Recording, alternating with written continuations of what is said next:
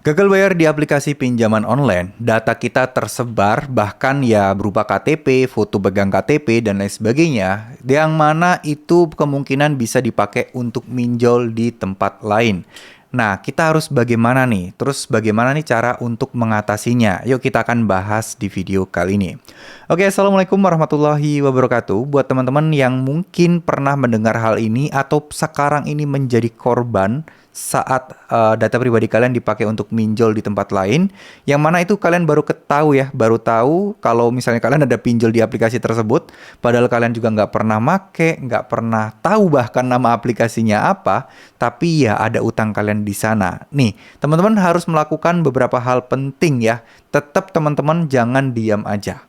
Harus lapor polisi, harus lapor pihak berwajib, lapor pinjolnya, lapor OJK dan seterusnya. Kenapa? Karena kalau misalnya kalian tidak melapor, diam-diam aja, ya kalian akan dianggap ya itu beneran kalian. Meskipun terkadang apa yang kita upayakan dan kita laporkan itu tidak benar-benar direspon. Atau bahkan juga responnya itu kurang mengenakan, kurang membantu, kurang solutif, dan lain sebagainya, tetap lapor. Dan dokumentasikan teman-teman. Misal, teman-teman sekarang katakanlah mau lapor ke kantor polisi. Ya misal di kantor polisi bilang, oh kalau kayak gitu ya abaikan aja, Mas, Pak, Bu, itu kan bukan ibu, nggak usah terlalu ditanggepi utangnya orang pinjol doang. Nah, misal ada informasi seperti itu dari pihak kepolisian juga bilang seperti itu, teman-teman dokumentasikan, setidaknya ya nggak perlu direkam juga sih di kantor polisinya.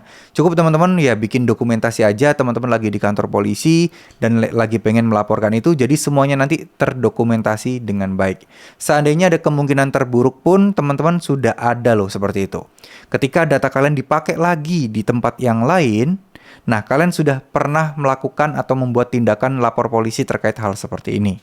Itu penting ya teman-teman, meskipun ditanggepin atau tidak, bodo amat. Yang penting teman-teman ada tindakan itikat baik untuk pengen meluruskan masalah ini dan biar resikonya tidak semakin berkepanjangan. Jikapun nanti resikonya akan semakin besar, kalian datanya akan dipakai untuk minjol-minjol lagi, ya insya Allah kalian sudah punya pegangan bahwa kalian sudah pernah bertindak loh, tapi memang masih proses dan masih belum diproses loh sama OJK, sama polisi, sama pinjolnya yang bersangkutan. Itu penting, setidaknya kalian ada tindakan dan nggak cuma sekedar diam aja seakan-akan mengakui hal yang bukan yang kalian lakukan ya. Jadi saya pengen juga teman-teman semuanya ini proaktif, meskipun terkesan sia-sia apa yang kita lakukan, tapi setidaknya usaha inilah harus teman-teman catat dan dokumentasikan. Minta tolong temennya kayak bukti kayak saya sekarang lagi ini nih lapor, jadi kemungkinan kalau ada yang pakai data saya ini bukan saya dan seterusnya. Ya, setidaknya itu langkah paling simpel, paling cepat yang bisa teman-teman ambil. Nah, amit-amit kalau data kalian nggak cuma sekedar dipakai untuk minjam di tempat lain, katakanlah bahkan mungkin dipakai untuk menipu, banyak tuh ya, ada transaksi apa, karena biar orangnya percaya, orang akan mengirimi KTP-nya, dan ternyata KTP yang dikirimin itu bukan KTP si penipu tadi, tapi malah KTP kalian, jadi kalian yang dianggap nipu. Nah, hal seperti ini tentu saja akan sangat meresahkan teman-teman. Akan sangat membuat ya harusnya nggak boleh kayak gitu ya. Cuman ya poin utamanya di sini adalah teman-teman jangan diam aja, harus bertindak, laporkan minimal ke polisi, OJK dan lain sebagainya.